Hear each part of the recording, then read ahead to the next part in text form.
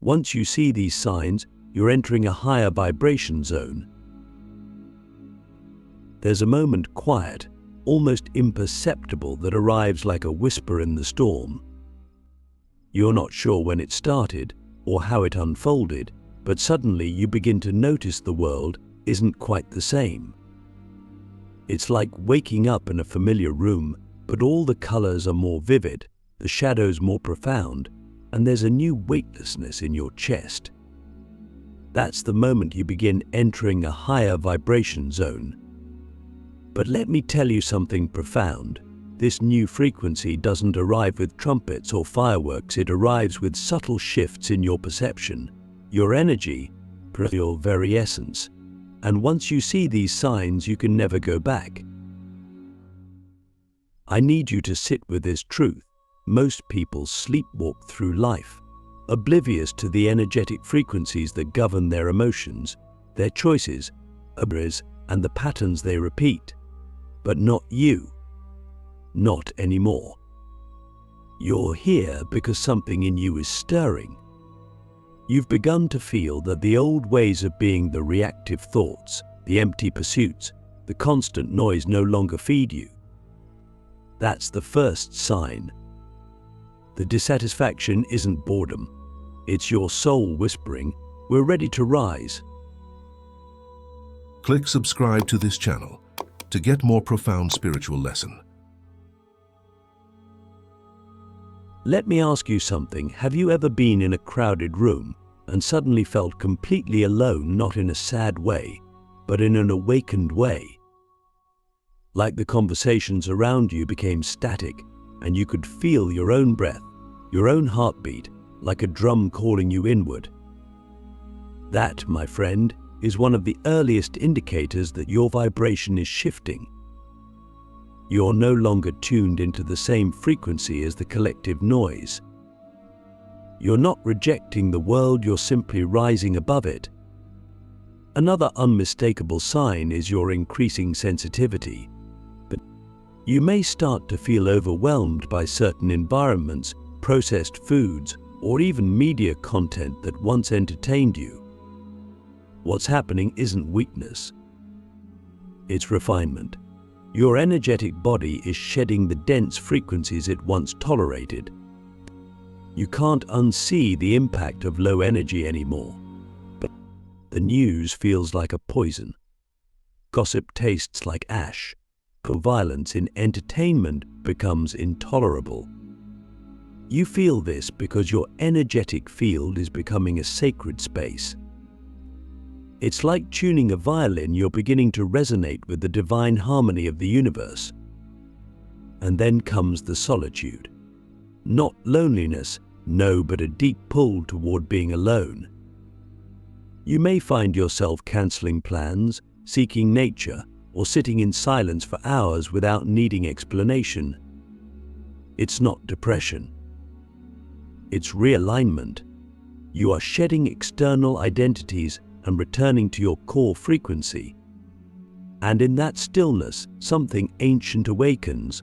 But the trees begin to whisper truths. The wind seems to carry messages. But you start noticing synchronicities, numbers repeating, animals appearing, dreams intensifying. But these are not coincidences. They are confirmations. The universe is speaking in a language you are finally beginning to understand. Have you ever felt like time is bending around you? One moment stretches into an eternity, and the next collapses into a blink. This altered sense of time is another indicator. But as your vibration rises, you begin to move outside of linear time. You shift into presence, where the past and future dissolve, and only the now remains. And in that now, miracles happen. Healing accelerates. Insights arrive unannounced. You start to know things before they happen. Intuition becomes your compass, not logic, not fear. But here's where it gets even deeper. You begin to release with grace. Old relationships dissolve, sometimes painfully, sometimes gently. But habits, that once defined you suddenly feel foreign. You stop forcing what doesn't flow. And as you let go, you don't collapse, you expand. You begin to realize that the things you lost were never truly aligned with your highest self. You mourn, yes, but you also feel lighter, freer. You're no longer clinging to the known, you're trusting the unknown. And the people who remain in your life, they shift too. You begin attracting souls who see you not the mask, not the performance, but the real you. Conversations become portals. Eye contact feels electric. And sometimes you meet someone and feel like you've known them for lifetimes. That's not fantasy. That's energy recognizing energy. But your vibration is now a beacon, and those on the same frequency find you like stars finding constellations. Let me ask you something deep. When was the last time you felt fully alive, not just existing, but alive in your bones, your breath, your blood? That feeling is your natural state. And the more you rise in vibration, the more often you return to that aliveness. You wake with purpose, you move with intention. You stop chasing and you start attracting. Life stops happening to you, it begins unfolding through you. But there's a test, always. The universe will ask, are you ready to live at this frequency, even if it means walking alone for a while? Even if it means being misunderstood? Even if it means letting go of everything you thought you were? Because here's the paradox of rising: the higher you go, the less you can carry. Ego, fear, control, they become too heavy. You must become light to rise. And I won't lie to you, this journey isn't easy. It's not a highlight reel. It's not all love and light. Sometimes it's dark. Sometimes it's lonely. Sometimes it feels like being torn apart. But every tear is sacred. Every breakdown is a breakthrough. And every time you choose love over fear, presence over distraction, truth over comfort, you rise. You begin to feel energy in your hands. You sense it in your chest. You start to understand that your thoughts are not just thoughts, they're frequencies. You begin to speak less, but your words carry more weight. You don't need to convince anymore, your presence becomes your message.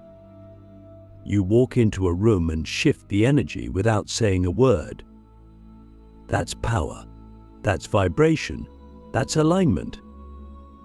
And when you start seeing others through the lens of compassion, even those who hurt you, you'll know. You'll know you've entered a higher vibration zone, because only love can exist there. Not the fluffy love we see on screens, but the fierce, liberating, unconditional love that says, I see you. I honor your path, even if it's not aligned with mine. You start to feel that everything is connected, that the tree outside your window, the stranger on the bus, and the pain in your chest, they're all part of the same divine intelligence unfolding. You stop asking, why me? And start asking, what is this teaching me? That's when your suffering transforms. That's when you become a conscious creator. So let me ask you one final question for now. What would your life look like if you stopped resisting and started resonating? The awakening storm, when your soul demands more than the ordinary. It begins as a whisper, a gentle nudge inside your heart that something more is waiting, but not more in the material sense, not another job, another relationship, or another possession. No, this more is sacred. It's ancient. It's the part of you that remembers who you really are. And once your soul starts to awaken, there's no going back to sleep. Life, as you knew it, begins to unravel, not to destroy you, but to reveal you. That unraveling is the storm. the awakening storm. And it doesn't ask for your permission. It arrives when your spirit is ready to rise beyond the limitations you've worn like armor. But at first it can feel like chaos. Your routines no longer soothe you, and your goals feel hollow. You look around at the life you built and wonder, whose dream was I chasing? It's disorienting. You question everything: your beliefs, your habits, your identity. But questioning is not weakness, it's evolution. It's a higher frequency shaking loose the illusion. The storm is not here to destroy you, it's here to strip away what no longer serves you. And sometimes that means everything you thought was solid begins to dissolve. This is when the old version of you starts to crumble. The roles you played, the masks you wore, the personas you created to survive, they start falling away. And it's terrifying, isn't it? Because if you are not who you thought you were, then who are you? That question right there, that's the beginning of true awakening. And it's in that space between what was and what is becoming that you meet the raw, unfiltered version of your soul. You begin to feel things more deeply. Music stirs tears in your eyes. A single word from a stranger can pierce your heart, and the beauty of nature becomes overwhelming. You start to crave silence, not out of avoidance, but because silence becomes your sanctuary. Your nervous system longs for peace. Your spirit demands authenticity. You're no longer interested in surface-level anything. You want the real, the raw, the radiant. You want truth, even if it breaks you open. And here's the mystical part. During this storm, signs begin to appear like breadcrumbs from the universe. You start to see repeating numbers: -1111, 222, 444, like cosmic nudges saying, keep going. You meet people who seem to know you before you speak. You hear messages in songs. Dreams become vivid, almost prophetic. You might even feel a presence with you in quiet moments, like your guides, your ancestors, or your higher self are closer than ever. Because they are. When the soul awakens, the veil thins. You are not alone, not even for a second. But let me tell you something that most won't. Awakening doesn't always look like peace. Sometimes it looks like rage, like grief, like exhaustion. Because as you rise, you must confront everything within you that's been suppressed. The pain you ignored, the wounds you buried, the truth you were too afraid to speak. It all surfaces. Why? Because you can't carry those frequencies into the next dimension of your evolution. They must be seen, felt, and released. This is the purification. It's the fire that burns away what's false. And in the middle of that fire, something miraculous happens. You begin to remember, not mentally, but so deep. You remember the moments when you felt truly alive. You remember your forgotten dreams. You remember the child within you who believed in magic. You remember that you are not broken, you are breaking open. And instead of resisting the storm, you start to dance with it. You stop fearing the chaos and start trusting the current. That's when the storm becomes sacred. That's when it becomes your initiation. You begin to realize you're not being punished, you're being purified. Every relationship that falls away, every job that crumbles, every belief that shatters, it's all making space. Space for alignment, and for purpose, for truth. And as painful as it is, somewhere deep inside, you know this storm is exactly what your soul called in. Not to destroy you, but to rebuild you as the version of yourself you were always meant to become. You start to live differently. You breathe more intentionally. You speak with more presence. You listen with your heart. You stop trying to control everything and instead, you co-create with the universe. You realize that surrender is not giving up, it's tuning in. It's trusting that the divine intelligence that moves the stars also moves through you. And that trust becomes your anchor. So let me ask you something now. With all your heart engaged, what are you still holding on to that your soul is asking you to release? What part of you is ready to be set free in this awakening storm? The frequency of truth, living as a lighthouse when the world is still asleep. There comes a point on this path where the storm settles not because the world has changed, but because you have. You're no longer the same person who feared the unknown. You're no longer attached to the illusions that once made you feel safe. And now, you begin to walk through the world with a strange new power, not loud, not boastful, but quiet, radiant, unshakable. You've entered the frequency of truth. And once you live here, you become a lighthouse in a world still wrapped in shadows. This is where your presence begins to speak louder than your words. People feel you before you even say a thing. Some will be drawn to you, magnetized by your energy, hungry for what you carry. Others will be triggered, uncomfortable in your light, because it highlights the places within them still cloaked in denial. You'll see this clearly, and yet you won't judge. Why? Because you remember being there.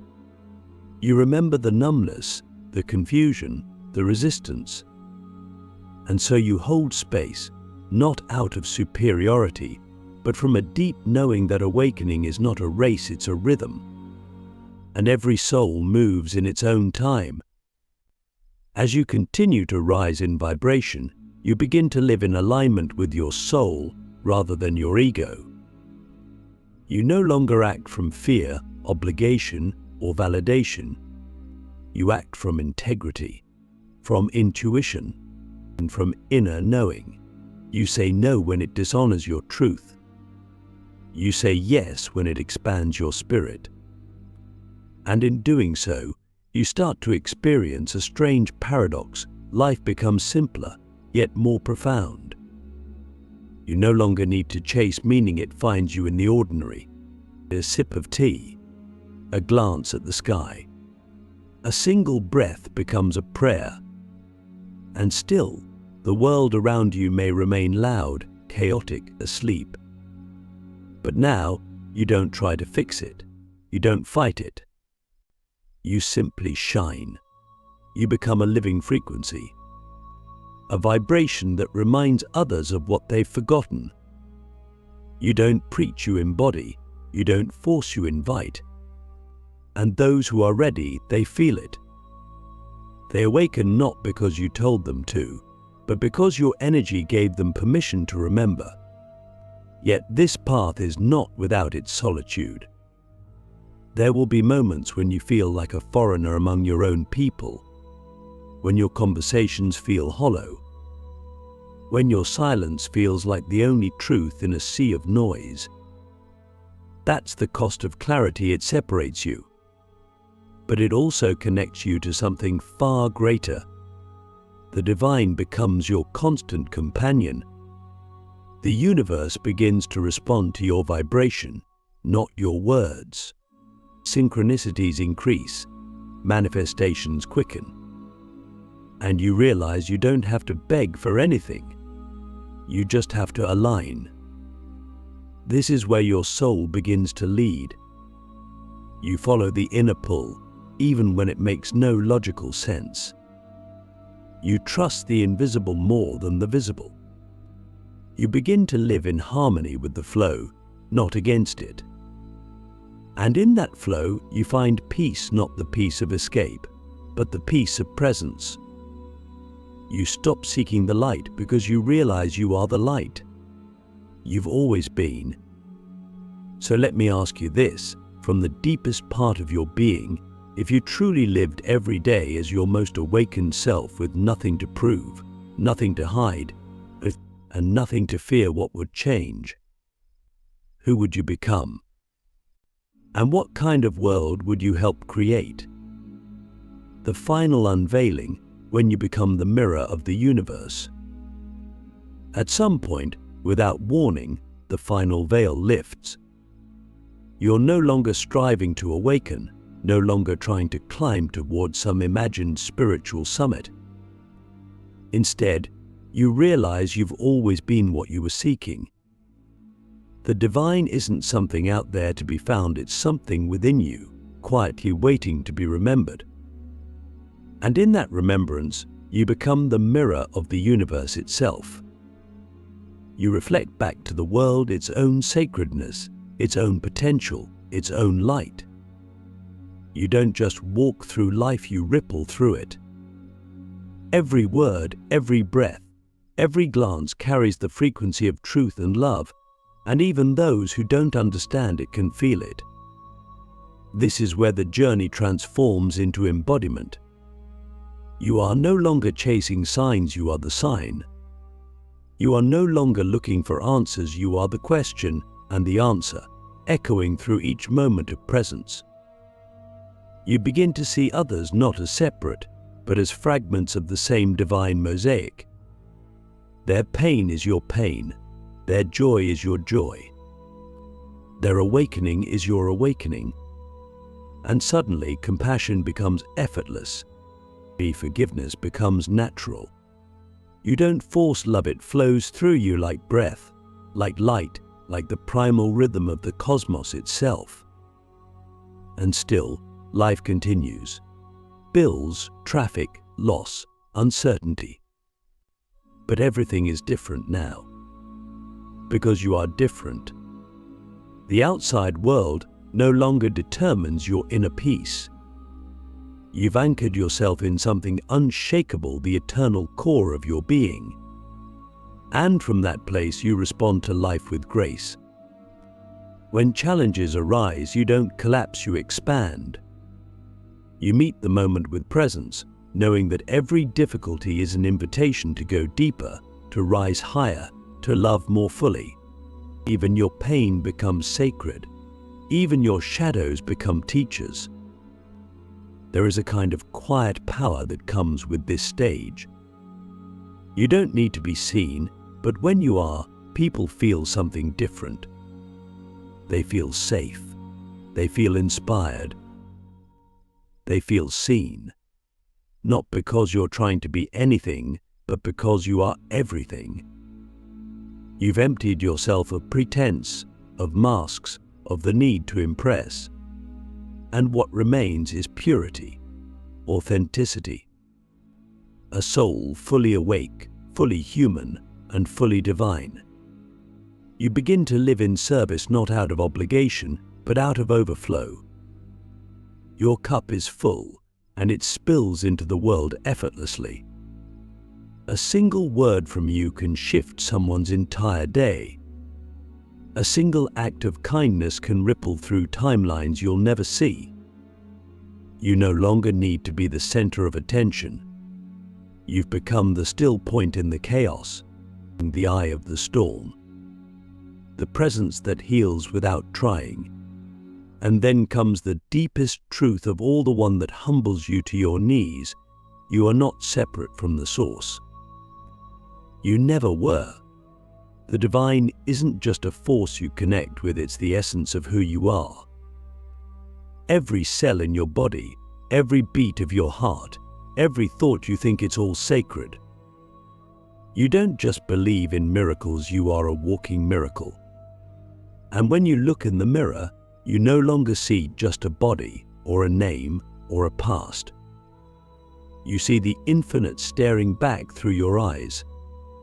You see God, not as a distant entity, but as the very breath moving through you. So let me leave you with one final question, not to answer with your mind, but with your life.